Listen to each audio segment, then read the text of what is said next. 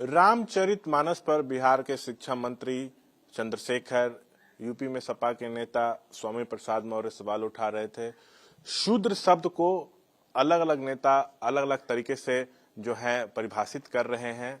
हमारे साथ महावीर मंदिर पटना के ट्रस्टी आचार्य किशोर कुणाल जी हैं। सर, जिस पंक्ति पर सबसे ज्यादा आपत्ति उठाई जा रही है वो है ढोल गंवार शूद्र पशुनारी सकल ताड़ना के अधिकारी।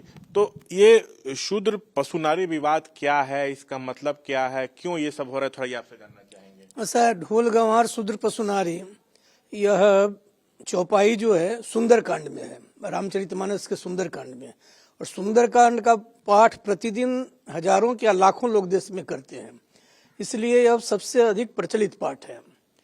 लेकिन वास्तविकता यह है कि यह मूल जो गोस्वामी तुलसीदास जी ने लिखा, ढोल गंवार शूद्र पशुनारी नहीं था, वो पंक्ति थी ढोल गंवार क्षुद्र पशुनारी। और मेरे पास 1810 में जो सबसे पहली प्रकाशित पुस्तक है रामचरितमानस की, फोर्ट विलियम कॉलेज कलकत्ता से छपी थी, जिसको पंडित सदल मिश्र, उस जमाने के बहुत बड़े संस्कृत हिंदी के विद्वान थे, उन्होंने संपादित की थी। उसमें यह पाठ ढोल गंवार क्षुद्र पशुनारी है। उसके बाद 1830 ईस्वी में कलकत्ता से ही हिंदी एंड हिंदुस्तानी सिलेक्शंस करके हिंदी और उर्दू की बहुत सारी रचनाएं छपी। 1830 में भी सुंदरकांड छपा था रामचरितमानस का, उसमें भी यह पाठ है ढोल गंवार क्षुद्र पशुनारी, शूद्र नहीं है।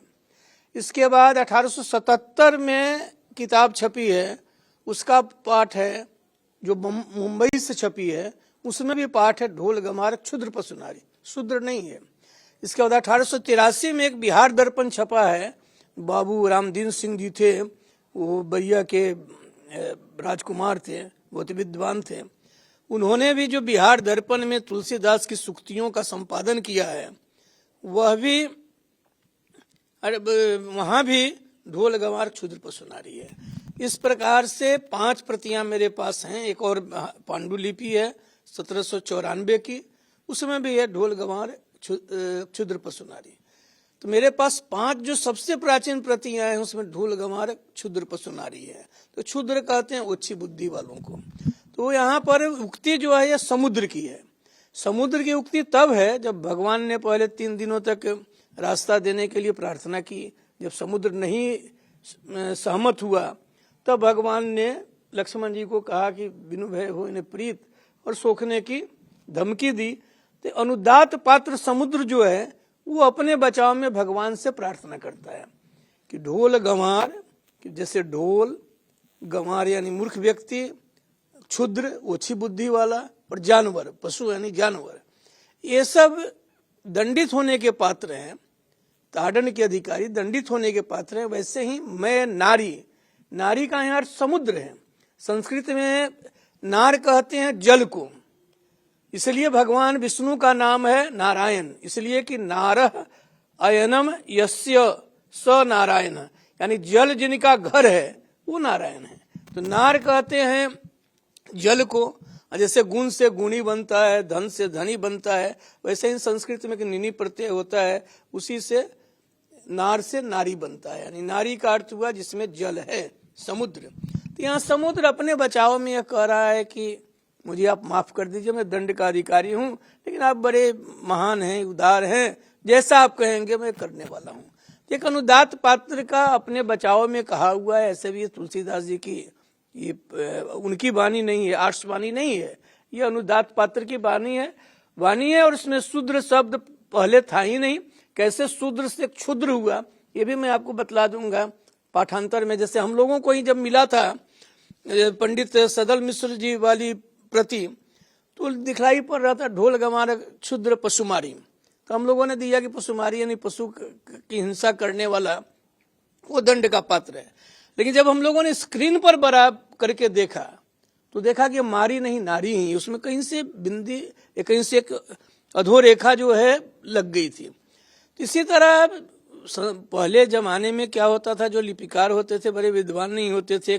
संस्कृत में कहावत था मक्षिका स्थाने मक्षिका, यानी जो दिखलाई पड़ा, जो पढ़ने में आया वो लिख दिया। अब मान लीजिए स्क्रीन नहीं रहता तो हम भी ढोल गंवार क्षुद्र पशुमारी ही पाठ करते, लेकिन आज ये कंप्यूटर का जमाना है, बड़ा करके देखा तो मारी नहीं नारी है, लेकिन नारी का अर्थ समुद्र है। मैं नहीं कह रहा हूँ, ये अयोध्या के बहुत बड़े मणि पर्वत के विद्वान थे डॉक्टर राम कुमार दास जी ने मुझे आज से करीब 30-35 साल पहले बतलाया था, जब मैंने उनसे प्रश्न किया था कि ये शूद्र के बजाय तो क्षुद्र पाठ मिलता है, लेकिन नारी पर तो प्रहार रह ही गया, तो उन्होंने कहा कि नहीं, नारी का अर्थ समुद्र है। हाँ, इसलिए इसमें कोई विवाद की कोई गुंजाइश नहीं है। आप कहेंगे तो मैं सब आपको दिखला। आप हमारे कैमरे पे उस चीज को दिखाइए, काफी पुरानी किताब भी है ये। हाँ, मैं आपको बतलाता हूँ, ये 1810 की छपी हुई है। फोर्ट विलियम कॉलेज का बहुत बड़ा योगदान रहा हिंदी के खड़ी बोली के उद्धार में, विकास में। ये लॉर्ड वेलेस्ली ने, चूंकि ये लोग भारतीयता को प्रश्रय कर रहे थे, तो इस कॉलेज को बंद कर दिया था। इसमें आप देख लीजिए, ढोल गंवार क्षुद्र पशुनारी है। हम दिखाना चाहेंगे अपने जी जी जी जी जी जो किताब में लिखी है वो बात जो है हमें दिखा रहे हैं आचार्य किशोर कुणाल। पुस्तक में जो बात छपी हुई है किशोर कुणाल आचार्य हमें जो है क्षुद्र पशुनारी 1810 की ये छपी हुई किताब, वो भी मैं बतला देता हूँ कि ऐसा नहीं लोग कहें कि मैं अपनी मर्जी से कह रहा हूँ कि यह यहाँ पर इसकी तिथि दी हुई है 1867 विक्रम है, यानी ईस्वी में 1810 यह है। इसलिए यह, और ऐसा भी है कि किसी अंग्रेज विद्वान का नहीं है। पंडित सदल मिश्र जी बिहार के थे, वो संस्कृत के बहुत बड़े विद्वान थे और वो रामचरितमानस पर प्रवचन करते थे। उनको यहाँ से लोग ले गए थे हिंदी के विकास के लिए। तो एक बहुत बड़े विद्वान का, उनके पास जितनी पांडुलिपियां रही होंगी सबका अवलोकन करके उसका संपादन करके इन्होंने किताब छापी है। अब इस किताब में भी जो है वो भी हम आपसे चाहेंगे। ये 1830 की छपी हुई किताब है, भी कलकत्ता से छपी हुई किताब है। आप देख सकते हैं 1830 लिखा हुआ है। इसमें सुंदरकांड पूरा छपा था। कैमरा पे दिखा दे, 1830 1830 का भी जो है जी लिखा हुआ है जी। तथ्यों के साथ जो है आचार्य किशोर कुणाल अपनी बात रख रहे हैं। इसमें सुंदरकांड पूरा छपा हुआ है। इसमें भी आप देख सकते हैं कि ये ढोल गंवार क्षुद्र पशुनारी ही है, यह ढोल गंवार शूद्र नहीं है। इसी तरह 1883 ईस्वी में यह किताब छपी थी, बिहार दर्पण नाम है। इसमें तुलसीदास जी की जितनी सुक्तियां थी, वो बाबू राम दीन सिंह जी जो बलिया के राजकुमार थे, बड़े विद्वान थे, खड्ग विलास प्रेस की स्थापना की थी, उन्होंने जो सुक्तियां छापी हैं 1883 में, ढोल गंवार क्षुद्र पशुनारी है, शूद्र पशुनारी नहीं है।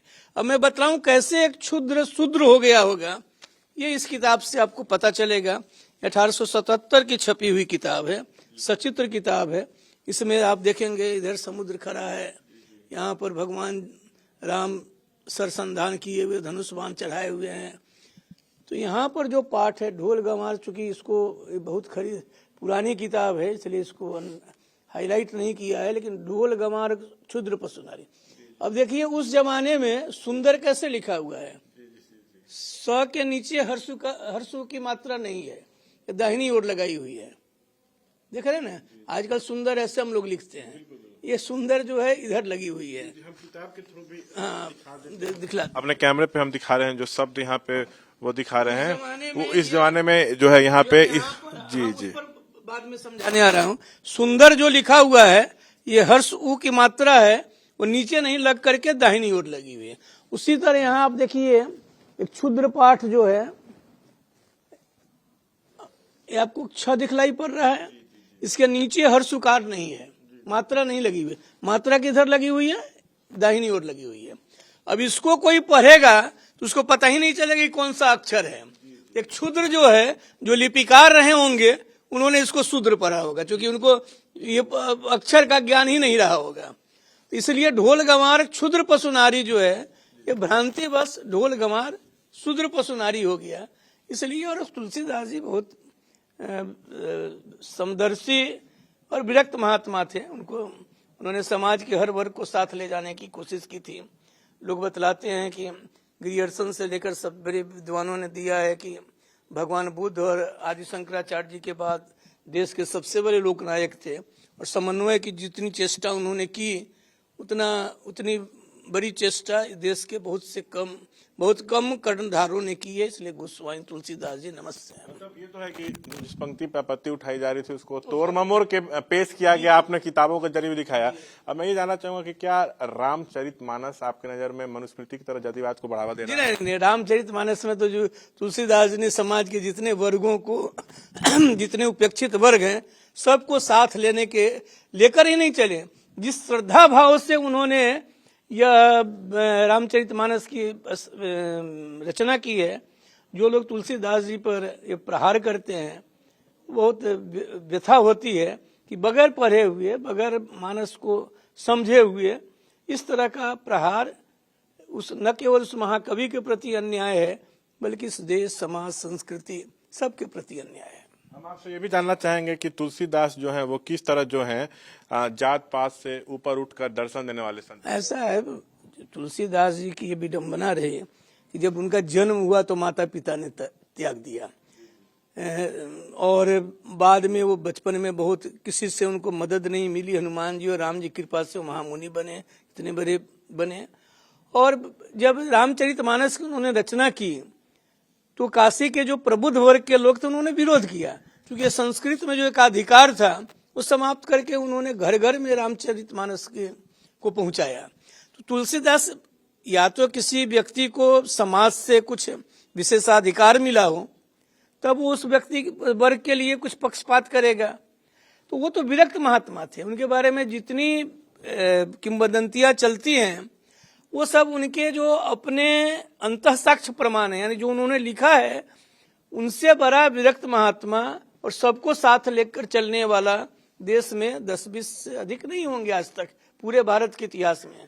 इसलिए उन्होंने बार बार कहा कि मानव एक भक्ति कर नाता या राम सी में सब जग जानी। मैंने तो किताबें लिखी है, समदर्शी तुलसी अगले महीने आ रही, उसमें हमने दिखलाया है कि तुलसी ने जात पात के विरोध में उन्होंने एक तरह से आंदोलन चलाया। धूत कहूं, अवधूत कहूं, रजपूत कहूं, जलाह कहूं, काहू की बेटी से बेटा ने ब्याह, काहू की जाति बिगाड़ न सो। और जब वाल्मीकि आश्रम में भगवान गए हैं तो तुलसीदास राम जी ने पूछा है कि मैं कहाँ विश्राम करूं, तो वाल्मीकि के मुख से उन्होंने कहा कि जात पात धन धर्म बराई, जो जात पात धर्म अभिमान अहंकार सबको जो त्याग कर दे, छोड़ दे, आप उसके हृदय में बैठिए। वो कहते हैं कि जब जात पात जो छोड़ दे उसके हृदय में प्रभु का निवास होना चाहिए। सबरी से मिलते हैं तो बोलते हैं कि माना हूं एक भक्ति करना था। तो भक्ति के पथ पर ऐसे भी विनय पत्रिका में उन्होंने बार बार लिखा है, जाके प्रिय न राम वैदेही तो जिये ताही कोटि वैरी सम यद्यपि परम से नहीं। जो व्यक्ति सिय राम में सब जग जानी, करो प्रणाम जोरी जुग पानी, उस पर इस तरह का आरोप बहुत व्यथा पहुंचता है। एक बात। दूसरी बात, मनुस्मृति और रामचरितमानस में अंतर है। मनुस्मृति सोशल लेजिस्लेशन है, वो बदलता रहता है। जैसे आज कोई कानून है, कल ये कानून निरर्थक हो जाएगा, अप्रासंगिक हो जाएगा, वैसे ही मनुस्मृति की स्थिति है। रामचरितमानस हमारे धार्मिक मूल धर्म ग्रंथ है। घर घर में वेद लोगों ने देखा है कि नहीं देखा है, ये रामचरितमानस के प्रति रही है। पढ़े यदि विद्वान हैं या बहुत नहीं पढ़े लिखे हैं तब भी रामचरितमानस धर्म ग्रंथ है। उसी तरह जैसे वेद हैं, रामायण है, वाल्मीकि रामायण, गीता है, भागवत है, वो ये स्थान रामचरितमानस का है। मेरा एक आखिरी सवाल है, रामचरितमानस विवाद आपकी नजर में किस तरह निराधार है और इसकी सच्चाई किस तरह लोगों तक पहुंचाई जा सकती है? नहीं, ऐसा है, कुछ हम लोगों को भी चेष्टा करनी चाहिए कि सही पाठ क्या है और उसका संदर्भ क्या है।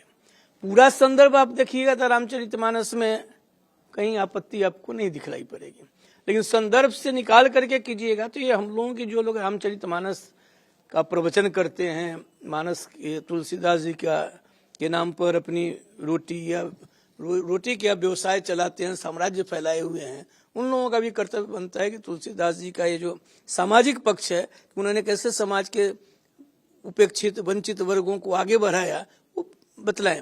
जैसे शंभू की कहानी, ये तुलसीदास जी जातिवादी होते तो शंभू की कहानी ने उत्तरकांड में लिखते, उसको उन्होंने छोड़ दिया।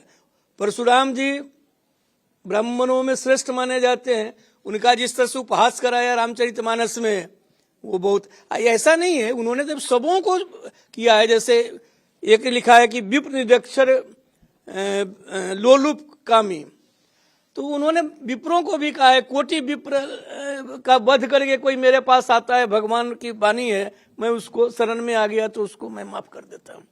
तो खोजने के लिए तो सब मिल जाएगा, लेकिन तुलसीदास जी विरक्त महात्मा थे, उनसे बड़ा समन्वयवादी, सबको साथ लेकर चलने वाला, देश में युग युगांतर में ही पैदा होते हैं। इसलिए तुलसीदास जी पर कोई भी आक्षेप प्रसंग को समझे हुए है और व्यर्थ है, निरर्थक है। और उनके प्रति देश का दुर्भाग्य है, इतना बड़ा महाकवि, इतना बड़ा नायक, उसको शेक्सपियर से भी बड़ा स्थान मिलना चाहिए था। और राष्ट्र नायक की भूमिका में उनकी पूजा होनी चाहिए, अर्चना होनी चाहिए, और नहा के भी बात खड़ा किया जा रहा है।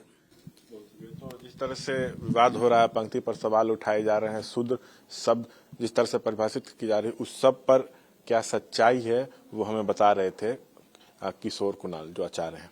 कैमरा पर्सन विशाल राय के साथ शशांक कुमार, एबीपी न्यूज पटना।